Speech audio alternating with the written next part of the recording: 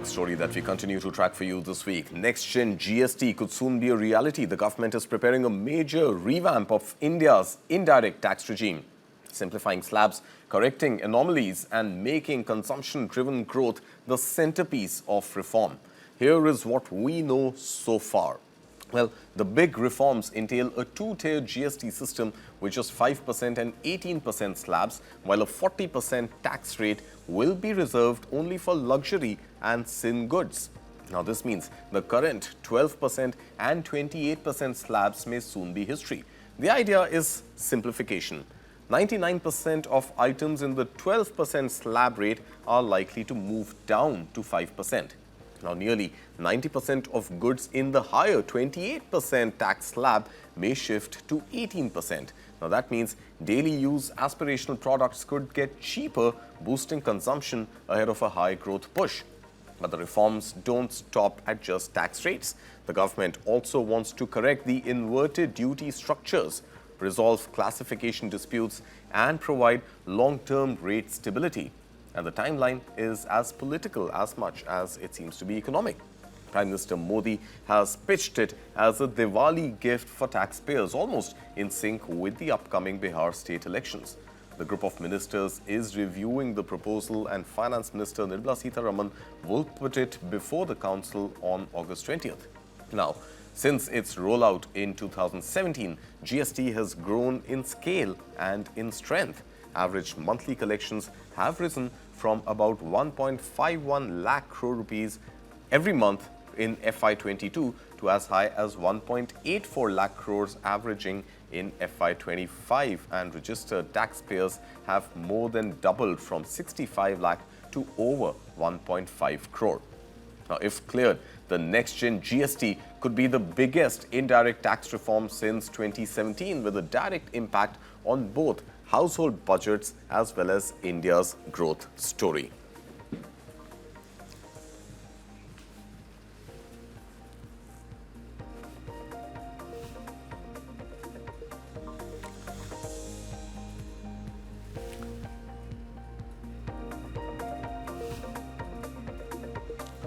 So now let's bring into perspective what are the items which are likely to get cheaper and which are the items that could potentially become more expensive as we get into understanding the nitty-gritties of the GST reforms which have been tabled. Well, first up, let's bring the impact on the auto sector. Well, the current GST on auto stands at 28% plus cess, and that cess has a range as much as from 29% to as high as about 50%. Now, the likely GST on the auto sector is around 18%. This means that most vehicles are going to now get cheaper for consumers to buy by as much as 6 to 10%, and this includes both the small cars and the medium-sized cars. Some SUVs, which may fit into the luxury category, could see GST being revised upwards from 28% to as high as 40%. Now, this could mean that those luxury cars may become a little more expensive. Let's move on now to the white goods category, the consumer appliances, electronics, the white goods like fridges, ACs, television sets. These currently attract a GST of about 28%. There is a likelihood that in a bid to boost consumption ahead of Diwali and thereon, the government may bring this, and the GST Council may agree to bring this tax slab down to about 18%. This means almost a 10% impact. In fact, some reports are also suggesting that ACs could become cheaper by about 2,500 to 3,000 rupees a unit. So about a 10% saving seems to be on the cards. Let's move on to other sectors that we are tracking for you this morning, and this one is on smartphones. The current GST on smartphones is 12%.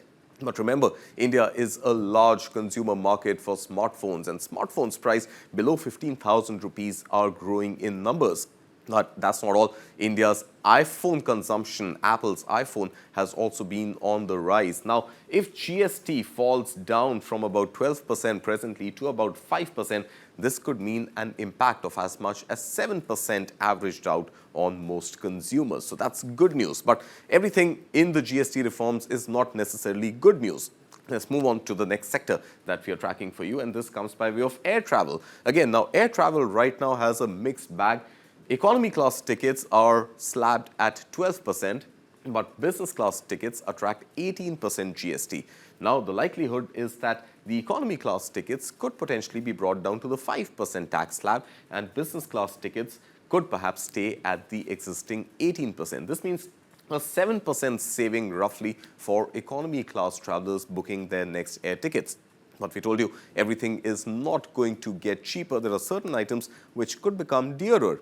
And that is our next category. Up next, we have the tax called sin tax on tobacco as well as luxury items. So tobacco right now attracts a 28% GST plus cess. There's a likelihood that could go up to about 40%. And in fact, jitters have been felt in the markets already. ITC stock was among the only FMCG companies yesterday which was in the red as markets opened about 24 hours ago. Now, this means a significant impact on smokers and consumers of tobacco products. And then finally, something that impacts all of us are the essentials. And the essentials, right now, many essentials, unpackaged essentials, loose milk, vegetables, fruits don't attract any GST, but other essentials right now fall between the 5% and the 12% slabs. There's likelihood that all those packaged essentials could potentially come under the 5% bracket now, and the impact on consumers could again be in the region of about 7% or so. Well, these at the moment are all assumptions based on media reports and the understanding of the tax reforms as stated by the Prime Minister and other ministers who have now scheduled their meetings to decide on what these rates could be ahead of the GST Council meet and the group of ministers that Finance Minister Nirmala Sitharaman is addressing tomorrow. Let's understand from experts whether these assumptions are likely to hold true or not. We have two very special guests joining us this morning. Former Finance Secretary, Mr. Subhash Chandra Garg. Good morning, sir. Pleasure having you here back with us on News9. We also have Amar Jatin Sheth, the Secretary of the Federation of Auto Dealers Association of FADA. Mr. Garg, let me begin by asking you these assumptions of rates going down basis what we heard from Prime Minister speaking at Red Fort on August 15 and reports thereafter. Two slab rates, 5% and 18%. Most items likely to see a cut in taxes. Is that assumption likely to be true right now? Yes, very much. Since the Prime Minister spoke about it and couched his address in terms like giving a double Diwali gift kind of thing, which means that there would be definitely a lot of products where the GST rates would go down. Then at the same time, the center's proposal to the GST Council was put into the public domain, where you are all getting those data and the information you've just displayed. So it's very much clear that there would be significant reduction in the GST applicable, especially on what the middle class consumes. So if the 18%, 28% slabs, many of those things come to 18% or 12% slabs go to 5%, this would impact a lot of the GST applicability. But one thing we should keep in mind, that is not what is coming up into the public discourse today at this moment, is that this GST rate reduces. It reduces first for the manufacturers, the suppliers, the dealers. Right. Whether they will pass on the entire thing to the consumers is not so simple as the rate reduction appears to be. Let me just illustrate, for example. Sure. The automobiles today are experiencing enormous demand slack. And therefore, to boost the sale of the automobiles, they would be most likely, it will be passed on. Okay. But look at the cement, for example. Cement is a sector where the demand is not affected by what the price is. And therefore, whether cement manufacturers would pass it on to the consumers is not very clear to me. All right. Well, hold your Last thing thought which for I'll just... say, Okay, go ahead, sir. in this opening remark, Yeah, is go ahead. that there is a fiscal angle to it.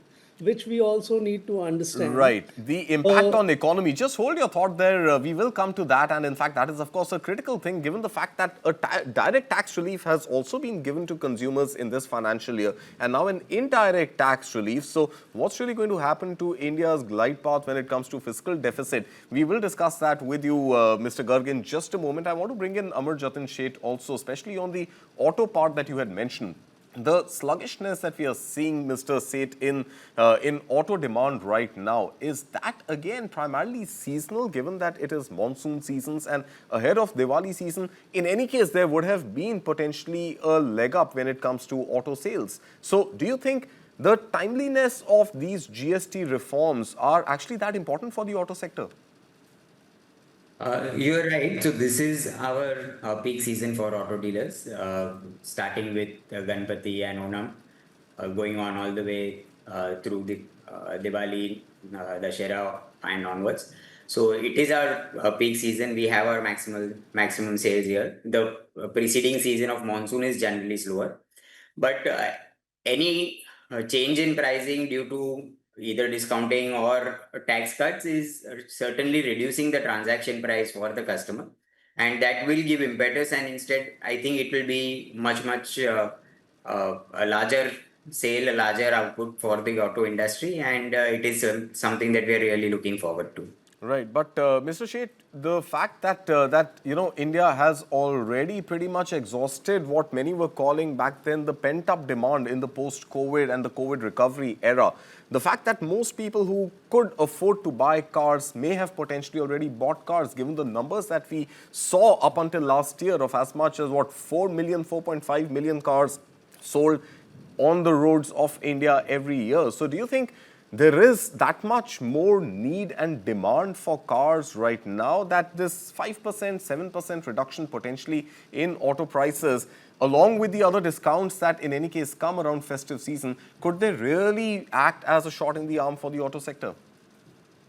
Yes, absolutely. I think they will help us because if we look, India is still, if we look at our per capita car penetration, we are still amongst the lowest in the world. I mean, we are at 15, 18 cars per thousand people, while developed countries are, say, 800, 900, but even our neighbors are much higher than us, Right. closing to around 35 to 40 cars. So we do have a lot of headroom, and these measures will certainly help the auto industry, ensuring that the consumers get more. It's a feel-good factor too, right? I mean, when a price drops on something that you're looking to buy, that's when it helps you take that decision.